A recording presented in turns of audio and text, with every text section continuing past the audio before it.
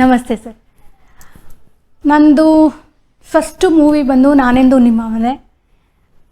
ನಾನೆಂದು ನಿಮ್ಮವನೆಗೆ ಅಂದರೆ ನಾನು ಹೇಗೆ ಸೆಲೆಕ್ಟ್ ಆದೆ ಅಂತಂದರೆ, ನಮ್ಮ ಅಜ್ಜಿ ಮನೆ ಪಕ್ಕ ಪಾಣಿ ರಾಮಚಂದ್ರ ಸರ್ ಅವ್ರ ಅತ್ತೆ ಮನೆ ಇತ್ತು.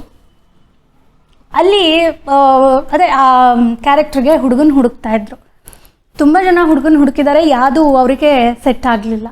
ಸೊ ಆಮೇಲೆ ನಮ್ಮ ಅಜ್ಜಿ ಪಕ್ಕದಲ್ಲಿ ಈ ಥರ ನನ್ನ ಮೊಮ್ಮಗಳಿದ್ದಾಳೆ, ಅವಳನ್ನು ಬೇಕಾದ್ರೆ ನೀವು ನೋಡಿ ಅಂತ ಹೇಳಿದ್ರು. ಸರಿ ಕರ್ಕೊಂಬನ್ನಿ ಅಂತ ಹೇಳಿದ್ರು. ನೋಡಿ ನನಗೆ ಹುಡುಗನ ಡ್ರೆಸ್ ಹಾಕಿ ನೋಡಿ ಎಲ್ಲ ಮಾಡಿ, ಆಮೇಲೆ ಸ್ವಲ್ಪ ದಿನ ಏನೂ ಹೇಳಿಲ್ಲ, ಮತ್ತೆ ಕರೆಸಿ ಮಾಡೋಣ ಅಂತ ಹೇಳಿ ಉದ್ದ ಕೂದಲಿತ್ತು ನಂದು, ಕಟ್ ಮಾಡಿ ಹುಡುಗನ ಡ್ರೆಸ್ ಹಾಕಿ ನೋಡಿಸಿ. ಸೊ ಆವಾಗಿಂದ ನನ್ನ ಕೆರಿಯರ್ ಸ್ಟಾರ್ಟ್ ಆಯಿತು. ಫಸ್ಟ್ ಫಿಲಮು ನಾನೆಂದು ನಿಮ್ಮವನೇ ಮಾಡಿದೆ. ತುಂಬ ಚೆನ್ನಾಗಿತ್ತು. ಅದರೊಳಗೆ ನನ್ನ ಕ್ಯಾರೆಕ್ಟರ್ ಆಗಲಿ, ನನಗೆ ಹೇಗೆ ಅಂದರೆ ಪ್ರತಿಯೊಂದು ಸೀನು ನನಗೆ ನೆನಪಿದೆ. ನಾನು ಏನೇನು ಆ ಸೀನಲ್ಲಿ, ಆ ಮೂವಿನಲ್ಲಿ ಏನೇನು ಸೀನ್ ಮಾಡಿದ್ನೋ ಪ್ರತಿಯೊಂದು ಸೀನು ನೆನಪಿದೆ. ಒಂದು ಸೀನ್ ಇತ್ತು, ಏನು ನಾನು ಅಳೋದು, ಒಂದು ಬಾಲು ಡೈನಿಂಗ್ ಟೇಬಲ್ ಮೇಲೆ ಎಸ್ಬಿಡ್ತೀನಿ, ಅದು ಗ್ಲಾಸ್ ಎಲ್ಲ ಕೆಳಗೆ ಬಿದ್ದೋಗುತ್ತೆ. ಶ್ರೀಶಾಂತಿ ಬಂದು ಗ್ಲಾಸ್ ಎಲ್ಲ ಕೆಳಗೆ ಬೀಳಿಸ್ಬಿಟ್ಟಿಯಲ್ಲ ಅಂತ ನನಗೆ ಹೊಡಿತಾರೆ. ಹೆಂಗೆ ಮಗುನ ಹೊಡೆಯೋದು ಹೇಗೆ ಅಂತ ಸುಮ್ಮನೆ ಹಿಂಗೆ ಇದು ಮಾಡ್ತಾಯಿದ್ರು. ರಾಮಚಂದ್ರ ಸರ್ ಬಂದರು, ಏನು ಸುಮ್ಮನೆ ಮುಟ್ತಾ ಇದೆಯಾ, ಹೊಡಿಬೇಕು ಚೆನ್ನಾಗಿ ಅಂತ ಅಂದ್ಬಿಟ್ಟು ಚೆನ್ನಾಗಿ ನನಗೆ ಹೊಡೆದ್ರು. 4ಕ್ಕೆ ಫುಲ್ ಅಳು ಬಂದುಬಿಡ್ತು, ತುಂಬ ಜೋರಾಗೆ ಹೊಡೆದ್ರು. ಆಮೇಲೆ ಅಳ್ತಿರ್ಬೇಕಾದ್ರೆ ಅವಳನ್ನ ನೀನು ಹೊಡಿ ಅಂತ ಹೇಳಿ ಹೊಡಿಸಿ ಆಮೇಲೆ ಆ ಶಾರ್ಟ್ ತೆಕ್ಕೊಂಡ್ರು. ತುಂಬ ಚೆನ್ನಾಗಿ ಬಂತು ಅಂತ. ಆವಾಗ ನನಗೆ 4.5 ಇಯರ್ಸು ನನಗೆ ಅದು. ಆಮೇಲೆ ವಿಷ್ಣು ಸರ್ ಅಂತೂ ತುಂಬ ಚೆನ್ನಾಗಿ ಮಾತಾಡೋರು. ಅವರು ದಾಳಿಂಬೆ ಹಣ್ಣು ತಿನ್ನೋರು. ಅವ್ರು ತಿನ್ನುವಾಗೆಲ್ಲ ನನಗೂ ಕೊಡೋರು, ನೀನು ತಿನ್ನು ತಗೋ ಅಂತ.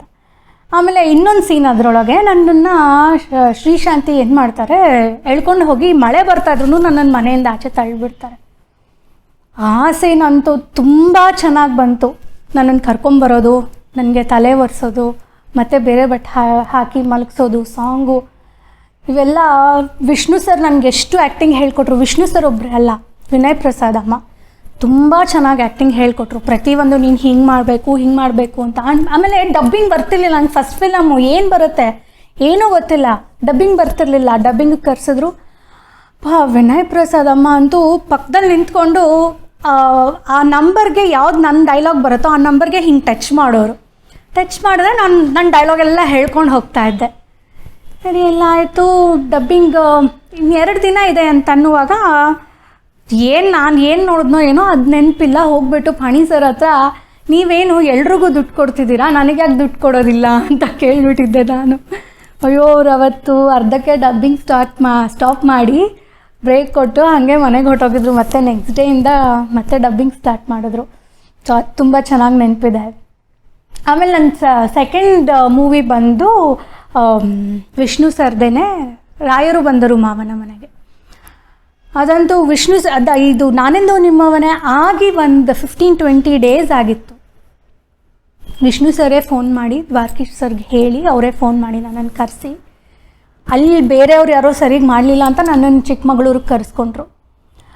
ಆವಾಗ ನಮ್ಮ ಅಜ್ಜಿನೂ ನಮ್ಮ ತಾಯಿ ಬರೋರು ನನ್ನ ಜೊತೆ. ಹೇಗೆ ಅಂದರೆ ಅಪ್ಪ ಈಗ ವೀಕ್ಲಿ ಒಂದು 2 ಡೇಸ್ ಅಪ್ಪ ಬಂದರೆ ಇನ್ನು 3 to 4 ಡೇಸ್ ಅಜ್ಜಿನೂ ಅಮ್ಮ ಬರೋರು. ಸೊ ಹೀಗೆ ನನಗೆ ಊರಿಗೆ ಕರ್ಕೊಂಡು ಹೋಗೋಕ್ಕೆ ನಮ್ಮ ಅಜ್ಜಿ ನಮ್ಮಮ್ಮ ಬರೋರು. ಅದು ಒಂದೇ ದಿನ ಶೂಟಿಂಗು, ತುಂಬ ಚೆನ್ನಾಗಿತ್ತು. ಅದೂ ತುಂಬ ಚೆನ್ನಾಗಿ ನೆನಪಿದೆ ನನಗೆ. ಹೋಗೋದು, ಅವ್ರಿಗೆ ವಿಷ್ಣು ಸರಿಗೆ ಬಾಯ್ ಹೇಳೋದು, ಮತ್ತು ವಾಪಸ್ ಹೊರಟೋಗೋದು. ಅದು ನನ್ನ ಸೆಕೆಂಡ್ ಫಿಲಮ್ಮು. ಹೀಗೆ ಮಾಡ್ಕೊಂಡು ಥರ್ಡ್ ಫಿಲಮ್ ಬಂದು ಮಿಸ್ಟರ್ ಮಹೇಶ್ ಕುಮಾರ್ ಅಂತ, ಇವರು ಪ್ರಭಾಕರ್ ಸರ್ ಜೊತೆ ಮಾಡಿದ್ದು. ಆಮೇಲೆ ಮದರ್ ಇಂಡಿಯಾ ಮಾಡಿದೆ. ಮದರ್ ಇಂಡಿಯಾದಲ್ಲಿ ಶಿವಮಣಿ ಸರ್ ಜೊತೆ ಮಾಡಿದೆ. ಅದರೊಳಗೂ ಹುಡುಗ ತುಂಬ ಒಳ್ಳೆ ಕ್ಯಾರೆಕ್ಟ್ರು ಅದರೊಳಗೆ. ಫಸ್ಟು ನಾನು ಮೂವಿ ನಾನೆಂದು ನಿಮ್ಮ ಮನೇಲಿ ಮಾಡಿದ್ನಲ್ಲ, ಸೊ ಹಾಗೆ ಆಲ್ಮೋಸ್ಟ್ ಒಂದು 5-6 ಫಿಲಮ್ಮು ನನ್ನನ್ನು ಅದಕ್ಕೆ ಕರೆಯೋರು. ಅದಕ್ಕೆ ಸೂಟ್ ಆಗ್ತೀನಿ ಅಂತ ಅನ್ನಿಸ್ತಿತ್ತೋ ಏನೋ ಅವ್ರಿಗೆ ನನಗೆ ಗೊತ್ತಿಲ್ಲ. ಒಂದು ಆಲ್ಮೋಸ್ಟ್ 5-6 ಸಿನಿಮಾ ನಾನು ಹುಡುಗನ ಕ್ಯಾರೆಕ್ಟ್ರೇ ಮಾಡಿದ್ದು. ಮಿಸ್ಟರ್ ಮಹೇಶ್ ಕುಮಾರಲ್ಲೂ ಅದೇ ಮಾಡಿದೆ, ಮತ್ತು ಮದರ್ ಇಂಡಿಯಾನಲ್ಲೂ ಹುಡುಗನ ಕ್ಯಾರೆಕ್ಟ್ರೇ ಮಾಡಿದೆ. ಅದು ಫುಲ್ಲು ಮಂಗಳೂರಲ್ಲಿ ಶೂಟಿಂಗ್ ಇತ್ತು. ದೇವರಾಜ್ ಸರ್ ಜೊತೆ, ಅದನ್ನೇ ಮಾಡಿದೆ. ಆಮೇಲೆ ಸ್ಕೂಲ್ಗೆ ಸ್ವಲ್ಪ ತುಂಬ ಕಮ್ಮಿ ಹೋಗೋಕ್ಕೆ ಸ್ಟಾರ್ಟ್ ಆಯಿತು. ಆವಾಗ ಫುಲ್ಲು ಮೂವಿನಲ್ಲೇ ಮಾಡ್ಕೊಂಡಿದ್ದು, ಸ್ಕೂಲ್ ಕಡೆ ಹೋಗ್ತಾನೆ ಇರಲಿಲ್ಲ. ತಿಂಗಳಲ್ಲಿ ಒಂದು 3 ದಿನ 4 ದಿನ ಹೋದರೆ ಹೆಚ್ಚು, 3 ರಿಂದ 4 ದಿನ ಹೋದರೆ ಹೆಚ್ಚು. ಫಸ್ಟು ಗೊತ್ತಲ್ಲ ಹಿಂಗೆ ಹೋದರೆ ಸೆಲೆಬ್ರಿಟಿ, ಅಯ್ಯೋ ಸಿಂಧು ಬಂದು ಅಂತ ನೋಡೋರು ಫಸ್ಟು. ಆಮೇಲೆ ಅವ್ರಿಗೂ ಅಭ್ಯಾಸ ಆಗೋಯ್ತು, ಅಯ್ಯೋ ಇಲ್ಲಿ ಮಾಡ್ತಾನೆ ಇರ್ತಾಳೆ, ನಾವೇನು ಇದು ಮಾಡೋದು ಅಂತ. ಟೀಚರ್ಸ್ ತುಂಬ ಸಪೋರ್ಟ್ ಮಾಡೋರು, ಫಸ್ಟ್ ತುಂಬ ಸಪೋರ್ಟ್ ಮಾಡೋರು. ನಾನು ಓದಿದ್ದು ಅಶೋಕ ಶಿಶು ವಿಹಾರ ಅಂತ ಬನಶಂಕರಮ್ಮ ಅವ್ರ ಸ್ಕೂಲು. ಅವ್ರು ಬಂದು ವಿಷ್ಣು ಸರ್ ಅವರ ಚಿಕ್ಕಮ್ಮ. ಸೊ ಅದು ಗೊತ್ತಾಗಿದ್ದು ನಂದು 2ನೇ ಸಿನಿಮಾ 3ನೇ ಸಿನಿಮಾ ಮಾಡುವಾಗ ಅದು ಗೊತ್ತಾಯಿತು. ಅವ್ರು ಇನ್ನೂ ಎಂಕರೇಜ್ ಮಾಡೋಕ್ಕೆ ಸ್ಟಾರ್ಟ್ ಮಾಡಿದ್ರು ಸ್ಕೂಲಲ್ಲೆಲ್ಲ. ಹೋಗ್ತಾ ಇದ್ದೆ. ಅವರು ತುಂಬ ಒಂಥರ ಹೇಗೆ ಅಂದರೆ ಸಿಂಧು ನನ್ನ ಜೊತೆ ಕುತ್ಕೊಂಡು ನೀನು ನನ್ನ ಜೊತೆ ವಾ ಅನ್ನೋದು. ನನ್ನ ಫ್ರೆಂಡ್ಸು ಹಾಗೆ ಮಾಡೋರು. ಎಲ್ಲ ಟೀಚರ್ಸ್ಗೂ ನಾನು ಫೇವ್ರೆಟ್. ಅವಾಗ ಎಲ್ಲರೂ ಚೆನ್ನಾಗಿ ಮಾತಾಡೋರು. ಸೊ ಹಾಗೆ ಮಾಡ್ಕೊಂಡು ಬರ್ತಾಯಿದ್ದೆ. ಆಮೇಲೆ ಆಯುಧ ಮೂವಿ ಮಾಡಿದೆ. ಆಯುಧನಲ್ಲಿ ಸಿತಾರ ಮತ್ತು ಸಾಯಿ ಕುಮಾರ್ ಅವ್ರ ಜೊತೆ, ವಿಜಯ್ ಶಾಂತಿ, ಅರುಣ್ ಪಾಂಡ್ಯನ್ ಅವ್ರ ಜೊತೆ ಮಾಡಿದೆ. ಅದರೊಳಗೆ ಒಂದು ಸೀನ್ ಆಗಿತ್ತು, ಹೇಗೆ ಅಂದರೆ ಭಯಂಕರವಾಗಿತ್ತು. ಸಾಂಗ್ ಶೂಟಿಂಗ್ ನಡೀತಾ ಇತ್ತು. ನಾನು ಸಿತಾರ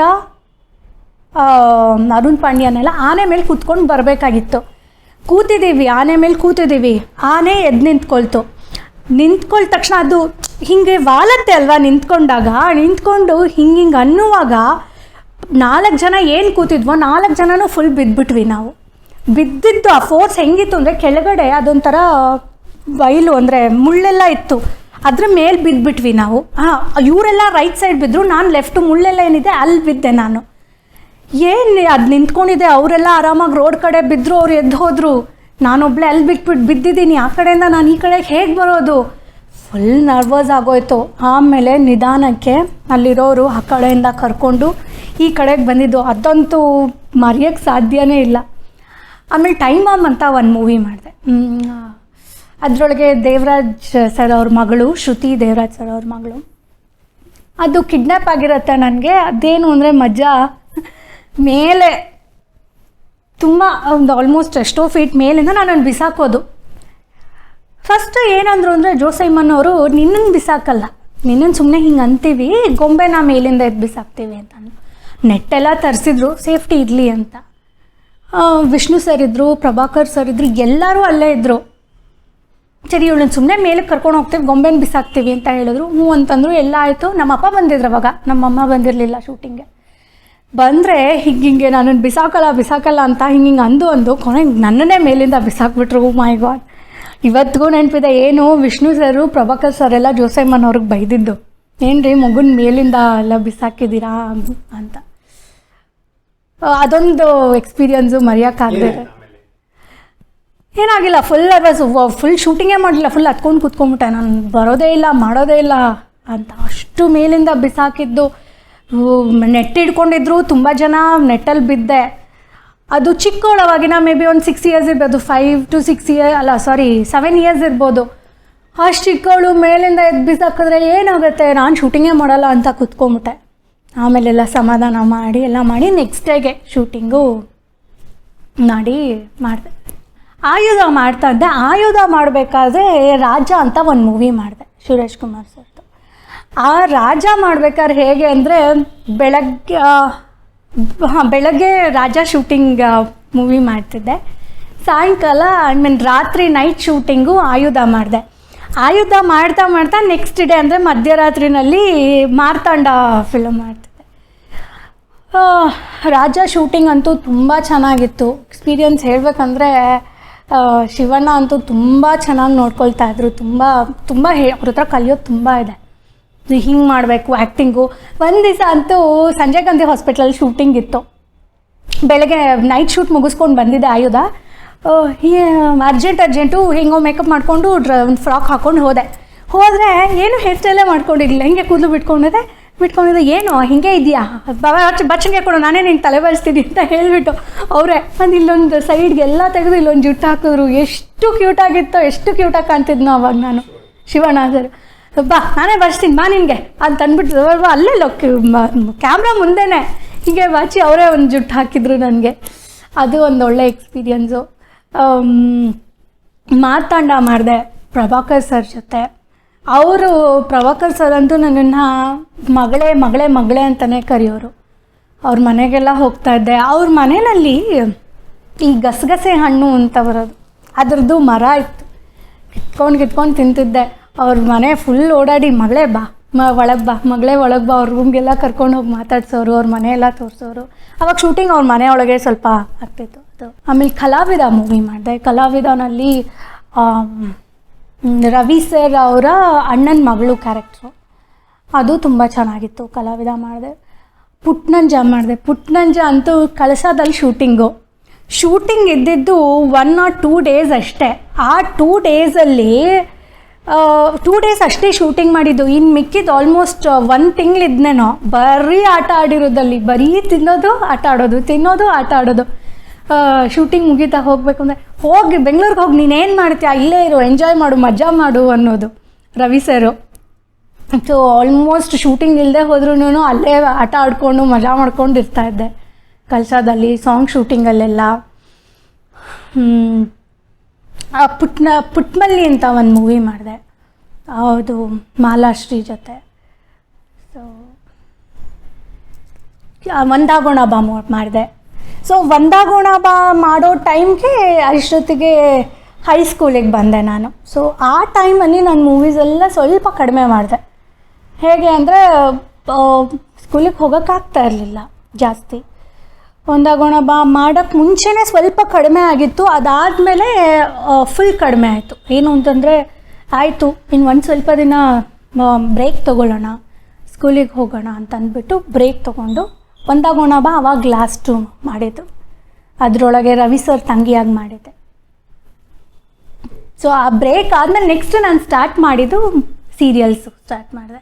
ಹೀರೋಯಿನ್ ಯಾಕೆ ಬರಲಿಲ್ಲ ಅಂದರೆ ಪ್ರಾಬ್ಲಮ್ ಏನಾಯಿತು ಅಂದರೆ, ಈ ಮನೆಯಲ್ಲಿ ವಯಸ್ಸಾದವ್ರು ಏನು ಮಾಡ್ತಾರೆ ಅಂದರೆ ಅವ್ರಿಗೆ ಆಸೆನೋ ಏನೋ ಗೊತ್ತಿಲ್ಲ, ನನಗೆ ಒಂದು ಸ್ವಿಮ್ ಮಾಡೋಕ್ಕೆ ಬಿಡ್ತಿರ್ಲಿಲ್ಲ, ಸೈಕಲ್ ತುಳಿಯೋಕ್ಕೆ ಬಿಡ್ತಿರ್ಲಿಲ್ಲ. ಯಾಕೆ ಉದ್ದ ಆಗಿಬಿಡ್ತೀನಿ, ಯಾರೂ ನನ್ನನ್ನು ಕರೆಯಲ್ಲ, ಯಾರೂ ನನಗೆ ಚಾನ್ಸ್ ಕೊಡಲ್ಲ, ಆ ಥರ. ಅಜ್ಜಿ ಇದ್ದರು. ಅಜ್ಜಿ ಮೇಯ್ನು ಮನೆಯಲ್ಲಿ. ಹೆಂಗೆ ಅಂದರೆ ಅಜ್ಜಿನೇ ಸೇರಿಸಿದ್ದು, ಅಜ್ಜಿನೇ ಕರ್ಕೊಂಡು ಹೋಗ್ಬೇಕು ಶೂಟಿಂಗಿಗೆ, ಅಜ್ಜಿ ಹೇಳಿದ ಮತ್ತೆ ಕೇಳಬೇಕು, ಆ ಥರ ಇರೋದು. ಸೈಕಲ್ ಕತ್ತು ಮುಚ್ಚಿ ಹೋಗಿ ಸೈಕಲ್ ತುಳಿಯೋಕ್ಕೆ ಹೋದೆ, ಸೈಕಲ್ ತುಳಿಕೂಡ್ದು. ಸ್ವಿಮ್ ಮಾಡೋಕೆ ಹೋದೆ ಯಾಕೆ ನೀನು ಉದ್ದ ಬೆಳೆದ್ಬಿಡ್ತೀಯ, ನಿನಗೆ ಯಾರೂ ಚಾನ್ಸ್ ಕೊಡಲ್ಲ ಅಂತ.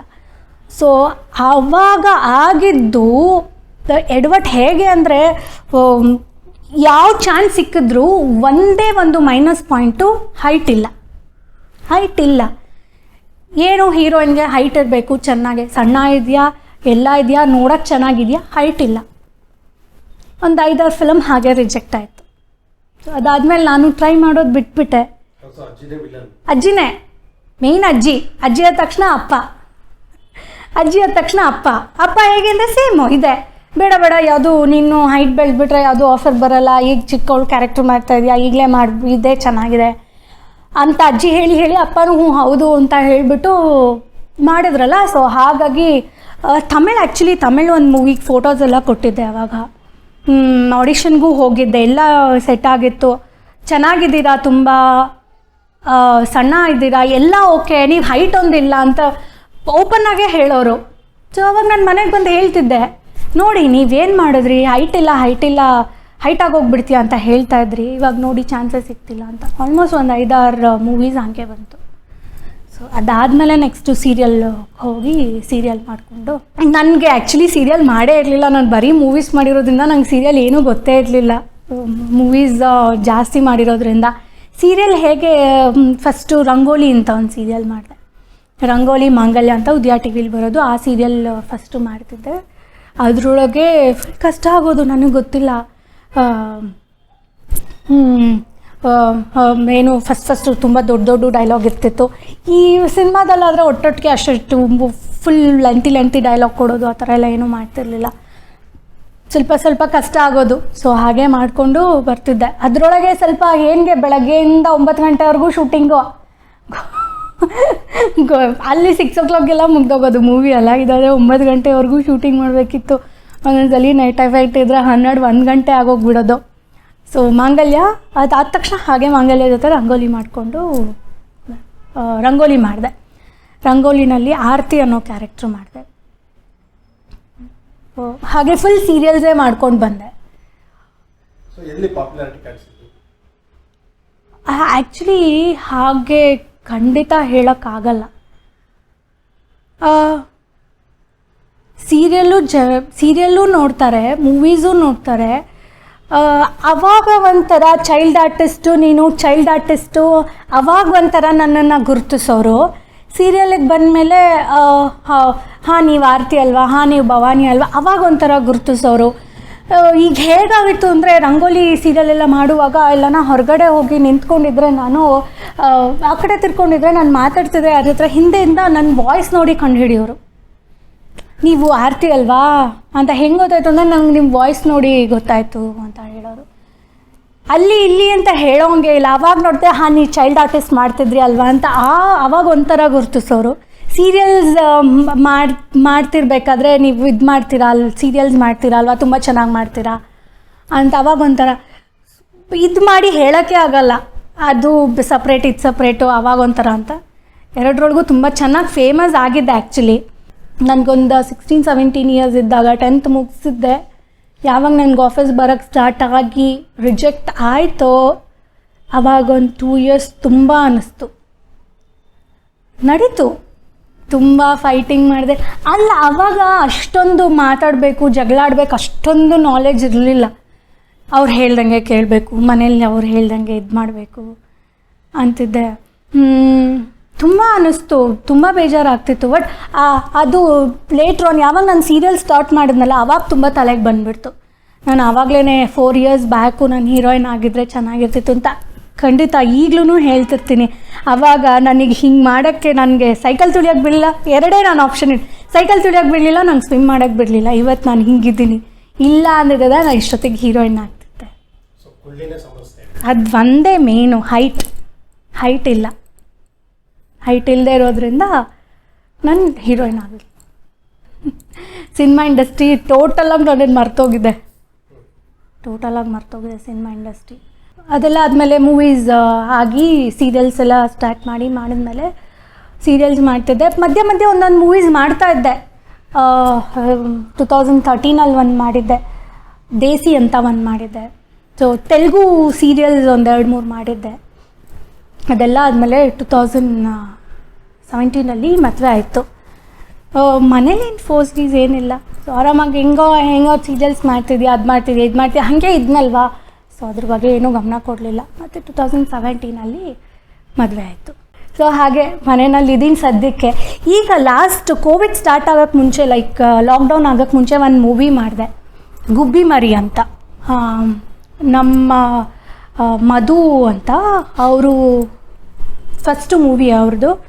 ಸೊ ಹೀಗೆ ಅಂದರೆ ನಾನು ಫಸ್ಟ್ ಮತ್ತೆ ಕಂಬ್ಯಾಕ್ ಮಾಡಬೇಕು ಅಂತ ತುಂಬ ಆಸೆ ಇತ್ತು ಆ ಟೈಮಲ್ಲಿ. ನನ್ನ ಮಗನಿಗೆ 1 ವರ್ಷ. ಆವಾಗ ಸಾಕು ಮನೆಯಲ್ಲಿ ಎದ್ದವು ನಾನು ಹೋಗ್ತೀನಿ ಅಂತ ಅಂದ್ಬಿಟ್ಟು ಮತ್ತೆ ಅವ್ರದ್ದು ಮೂವಿನೇ ಫಸ್ಟ್ ಮೂವಿ ಮಾಡಿದೆ. ಅದಾದ ತಕ್ಷಣ ಸಿಲಿಲಲ್ಲಿ ಸೀರಿಯಲ್ ನಾನು ಮಾಡಿ 1 week 2 weeks ಆಗ್ತಿದ್ದಂಗೆ ಲಾಕ್ಡೌನ್ ಆಯಿತು. ಸೊ ಯಾವಾಗ ಲಾಕ್ಡೌನ್ ಆಯಿತು ಶೂಟಿಂಗ್ಸ್ ಎಲ್ಲ ಕಂಪ್ಲೀಟ್ ಸ್ಟಾಪ್ ಆಗೋಯ್ತು. ಸೊ ಅದಾದಮೇಲೆ ಮತ್ತೆ ಲಾಕ್ಡೌನ್ ಓಪನ್ ಆಯಿತು. ಮತ್ತು ಸೀರಿಯಲ್ ಸ್ಟಾರ್ಟ್ ಮಾಡೋಣ ಅಂತ ಎಲ್ಲರಿಗೂ ಹೇಳಿದ್ದೆ. ಆಲ್ಮೋಸ್ಟ್ ನಮ್ಮ ಸಿನಿಮಾ ಇಂಡಸ್ಟ್ರಿಗಾಗಲಿ ಸೀರಿಯಲ್ ಅವ್ರಿಗಾಗಿ ಎಲ್ರಿಗೂ ಕಾಲ್ ಮಾಡಿ ಹೇಳಿದ್ದೆ, ನಾನು ಮತ್ತೆ ಕಮ್ಬ್ಯಾಕ್ ಮಾಡ್ತೀನಿ, ನಾನು ಆ್ಯಕ್ಟ್ ಮಾಡ್ತೀನಿ ಹೇಳಿ ಅಂತ. ಗೊತ್ತಿಲ್ಲ ಯಾಕೆ ಅಂತ. ಮೇ ಬಿ ನನಗೆ ಸೂಟ್ ಆಗೋ ಕ್ಯಾರೆಕ್ಟ್ರು ಇಲ್ಲ ನನಗೆ ಸೂಟ್ ಆಗೋ ಕ್ಯಾರೆಕ್ಟ್ರು ಬಂದಾಗ ಅವರೇ ಕರೆಯೋದು ಮರ್ತು ಹೋಗ್ತಾರಾ, ಇಲ್ಲ ಕರೆಯೋದಿಲ್ವಾ ಬೇಕು ಅಂತನೋ ಏನೋ ಗೊತ್ತಿಲ್ಲ. ನನಗೆ ಯಾರ್ಯಾರು ಗೊತ್ತೋ ನಾನು ಯಾರ್ಯಾರಿಗೆ ಹೇಳಬೇಕೋ ಎಲ್ರಿಗೂ ಹೇಳಿದ್ದೆ ಆ್ಯಕ್ಟ್ ಮಾಡ್ತೀವಿ ಅಂತ. ಹಾಗಾಗಿ ಮತ್ತೆ ಸ್ಟಾಪ್ ಆಯಿತು, ಲಾಕ್ಡೌನ್ ಆಯಿತು. ಮತ್ತು ಸೆಕೆಂಡ್ ಲಾಕ್ಡೌನ್ ಆಯಿತು, ಮತ್ತು ಬೇಬಿ ಆಯಿತು. ಮತ್ತು 2 months ಓಲ್ಡ್ ಅವನಿಗೆ.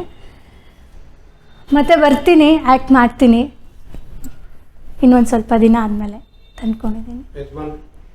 ಅವರು ಈಸ್ ಏರೋಬಿಕ್ ಇನ್ಸ್ಟ್ರಕ್ಟರು, ಆಡಿಟರ್ ಆಫೀಸಲ್ಲಿ ವರ್ಕ್ ಮಾಡ್ತಾ ಇದ್ದಾರೆ, ಏರೋಬಿಕ್ ಇನ್ಸ್ಟ್ರಕ್ಟರ್ ಆಗಿದ್ದಾರೆ. ಅವ್ರ ಹೆಸರು ಮಹೇಶ್ ಅಂತ. ತುಂಬ ಚೆನ್ನಾಗಿ ಎಂಕರೇಜ್ ಮಾಡ್ತಾರೆ.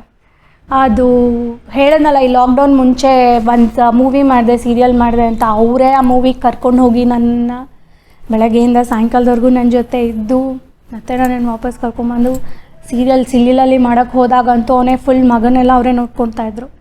ನೀನೇನು ಯೋಚನೆ ಮಾಡೋಣ, ನೀನು ಆರಾಮಾಗಿ ಹೋಗ್ಬಿಟ್ಟು ಬಾ, ಆರಾಮಾಗಿ ಆ್ಯಕ್ಟ್ ಮಾಡಿಬಿಟ್ಟು ಬಾ, ನಾನು ನೋಡ್ಕೋತೀನಿ ಅಂತ ಈಗಲೂ ಹೇಳ್ತಾ ಇರ್ತಾರೆ. ಸಿ ಅವ್ರ ಪ್ರಕಾರ ಹೇಗೆ ಅಂದರೆ ನೀನು ಕಾಣಿಸ್ಕೋಬೇಕು, ಎಂಥ ಕ್ಯಾರೆಕ್ಟರ್ ಆದರೂ ಆಗಲಿ. ನನ್ನ ಪ್ರಕಾರ ಹೇಗೆ ತುಂಬ ಚಿಕ್ಕ ಕ್ಯಾರೆಕ್ಟ್ರ್ ನಾನು ಮಾಡಲ್ಲ, ಫ್ರೆಂಡ್ ಕ್ಯಾರೆಕ್ಟ್ರ್ ಮಾಡಲ್ಲ. ಈಗ ತಂಗಿ ಕ್ಯಾರೆಕ್ಟ್ರ್ ಕೊಟ್ಟರೆ ಆ ತಂಗಿ ಕ್ಯಾರೆಕ್ಟ್ರ್ ಇಂಪಾರ್ಟೆನ್ಸ್ ಇರಬೇಕು, ಇಷ್ಟೇ ಬಂದೊಂದು 10 ನಿಮಿಷ ಬಂದು ಹೋದರೆ ನಾನು ಮಾಡಲ್ಲ. ನೀ ಆ ಥರ ಎಲ್ಲ ಹೇಳೋಕ್ಕಾಗಲ್ಲ. ನೀ ಚಿಕ್ಕ ಕ್ಯಾರೆಕ್ಟರ್ ಆದರೂ ನೀನು ಮಾಡಬೇಕು, ಆವಾಗಲೇ ನಿನ್ನನ್ನು ಗುರ್ತಿಸೋದು. ಸಿಂಧು ಮಾಡ್ತಿದ್ದಾಳೆ, ಮತ್ತೆ ಅವಳನ್ನು ಕರೆಯೋಣ, ಅವಳು ಯಾವ ಕ್ಯಾರೆಕ್ಟರ್ ಆದರೂ ಮಾಡ್ತಾಳೆ, ಅವಳನ್ನು ಕರೆಯೋಣ ಅಂತ ಹೇಳಿ ಮತ್ತೆ ನಿನ್ನನ್ನು ಕರೀತಾರೆ. ಹಾಗೆ ಎಂಕರೇಜ್ಮೆಂಟ್ ಅವ್ರು ಮಾಡು ಅಂತ ಹೇಳಿ, ಸೊ ಆವಾಗ 2 ಮಾಡಿದೆ. ಇವಾಗ ಮತ್ತೆ ಮಾಡಬೇಕು. ಮಗ ಅವನು ನಮ್ಮ ಮನೇಲಿದ್ದಾನೆ, ಅತ್ತೆ ಮನೇಲಿದ್ದಾನೆ. ಇಲ್ಲಿ ನನ್ನ ಮಗ ಬಾಣಂತನ ನಡೀತಾ ಇದೆ 2 months ಇವಾಗ. ಅಮ್ಮ ಮನೆ ಇದ್ದು ನಾನು ಅಮ್ಮ ಮನೇಲಿದ್ದೀನಿ. ಅವನು ಅಲ್ಲಿದ್ದಾನೆ. ಅಗಸ್ತ್ಯ ಅಂತ ಅವನ ಹೆಸರು. ಇವನ ಹೆಸರು ಇನ್ನೂ ಇಟ್ಟಿಲ್ಲ, ಇವನಿಗೆ 5th monthಲ್ಲಿ ಹೆಸರು ಇಡ್ತೀವಿ. ಚಾನ್ಸ್ ಸಿಕ್ಕಿದ್ರೆ ಸಾಕು, ಮನೆಯಿಂದ ಓಡ್ ಹೋಗಬೇಕು ಆ್ಯಕ್ಟ್ ಮಾಡೋಕ್ಕೆ ಅಂತ ಕಾಯ್ತಾ ಇದ್ದೀನಿ. ಏನು ಬೇಡ, ಇವನೇ ನನ್ನ 2ನೇ ಮಗ. ಅಗಸ್ತ್ಯ ಇಲ್ಲ ಇಲ್ಲಿ, ಅಗಸ್ತ್ಯನ ತಮ್ಮ ಇವನು. ಆ್ಯಕ್ಟ್ ಮಾಡೋಕ್ಕೆ ಕಾಯ್ತಾ ಇದ್ದೀನಿ. ಪರವಾಗಿಲ್ಲ, ಇಟ್ಸ್ ಓಕೆ. ಈಗಲೇ ಅದನ್ನೇ ಚಾನ್ಸ್ ಸಿಕ್ಕಿದ್ರು ಐ ಡೋಂಟ್ ಮೈಂಡ್, ಹೋಗ್ಬಿಟ್ಟು ಆ್ಯಕ್ಟ್ ಮಾಡೋಕ್ಕೆ ರೆಡಿ ಇದ್ದೀನಿ. ನಮ್ಮಮ್ಮ ಇದ್ದಾರೆ, ನನ್ನ ಹಸ್ಬೆಂಡ್ ಇದ್ದಾರೆ, ನಮ್ಮ ಅತ್ತೆ ಮಾವ ತುಂಬ ಎಂಕರೇಜ್ ಮಾಡ್ತಾರೆ. ಅವನನ್ನು ಅವರೇ ನೋಡ್ಕೊಳ್ತಾ ಇರೋದು, ಅವ್ರ ಅಕ್ಕ ನೋಡ್ಕೊಳ್ತಾ ಇದ್ದಾರೆ, ನಮ್ಮ ಅತ್ತೆ ಮಾವ ನೋಡ್ಕೊಳ್ತಾ ಇದ್ದಾರೆ. ಸೊ ಅವ್ರು ತುಂಬ ಎಂಕರೇಜ್ ಮಾಡ್ತಾರೆ. ಸೊ ಹಾಗಾಗಿ ನಾನು ಆ್ಯಕ್ಟ್ ಮಾಡ್ಬೋದು, ಏನು ಪ್ರಾಬ್ಲಮ್ ಆಗಲ್ಲ. ಅಮ್ಮ ಇದ್ದಾರೆ, ಅಮ್ಮ ನೋಡ್ಕೋತಾರೆ. 95-96 ಮೌನರಾಗ ಅಂತ ಒಂದು ಮೂವಿ ಮಾಡಿದೆ. ಮೌನರಾಗ ಅದರೊಳಗೆ ನಾನು ಕುರುಡಿ,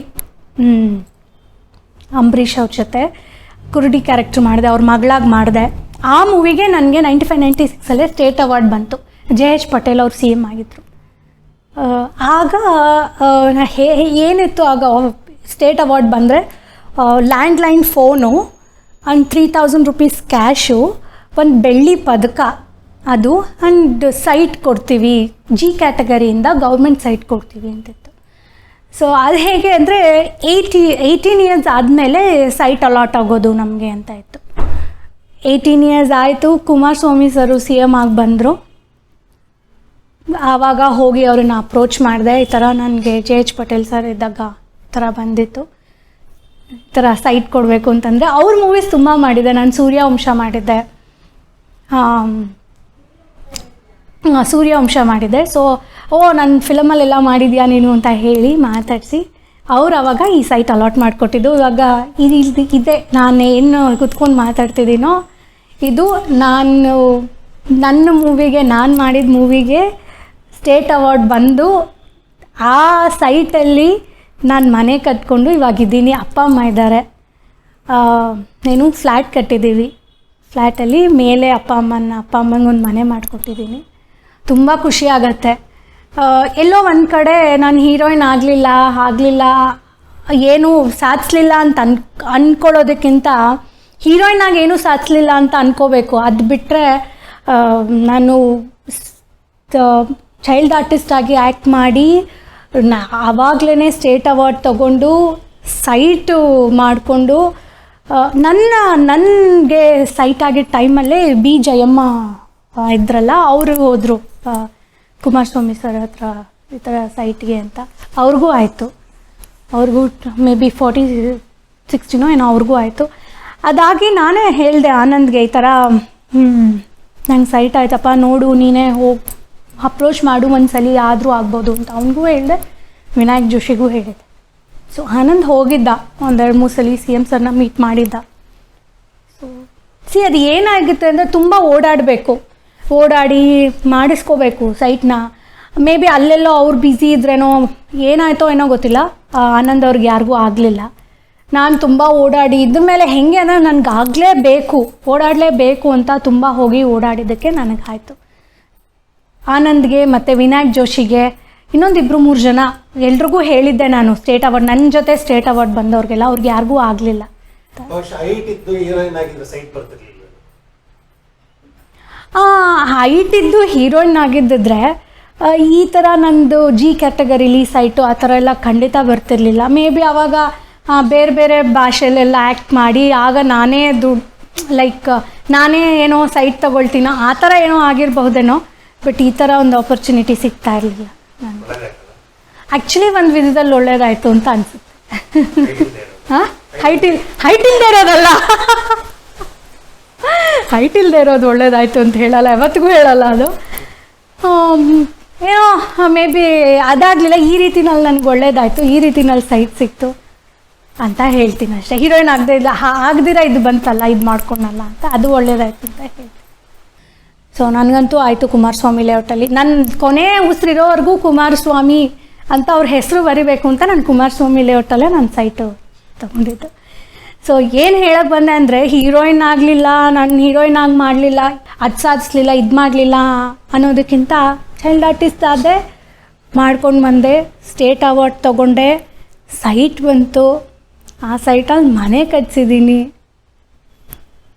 ಸೀರಿಯಲ್ಸ್ ಮಾಡ್ತಿದ್ದೀನಿ, ಒಳ್ಳೆ ಗಂಡ ಸಿಕ್ಕಿದ್ದಾರೆ, ಮದುವೆ ಆಗಿದ್ದೀನಿ, 2 ಮಕ್ಕಳಿದ್ದಾರೆ, ಅಪ್ಪ ಅಮ್ಮನ್ನ ನನ್ನ ಗಂಡ ತುಂಬ ಚೆನ್ನಾಗಿ ನೋಡ್ಕೋತಾರೆ, ತುಂಬ ಚೆನ್ನಾಗಿದ್ದೀನಿ. ಅದು ಒಂದೇ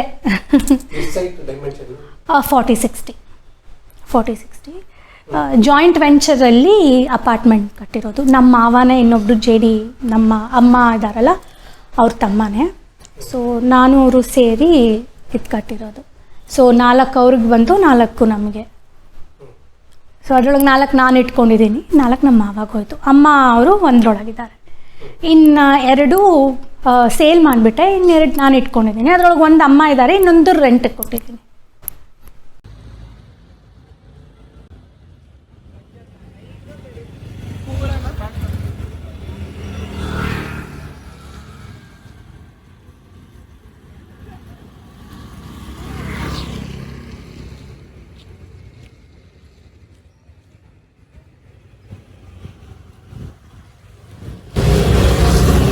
ಏನು ಆಂಜನೇಯ ಹೋಮ್ಸ್ ಅಂದರೆ ನಾವು ಬಿಲ್ಡರ್ ಜಾಯಿಂಟ್ ವೆಂಚರ್ ಮಾಡಿದ್ರಲ್ಲ ಅವ್ರದ್ದು ಫಸ್ಟ್ ಜಾಯಿಂಟ್ ವೆಂಚರ್ ಇದು. ಸೊ ಆಂಜನೇಯ ಹೋಮ್ಸ್, ಆಂಜನೇಯನ ಹೆಸರಿಡಬೇಕು ಅಂತ ಅವ್ರು ಹೇಳಿ ಹೆಸರಿಟ್ಟಿರೋದು.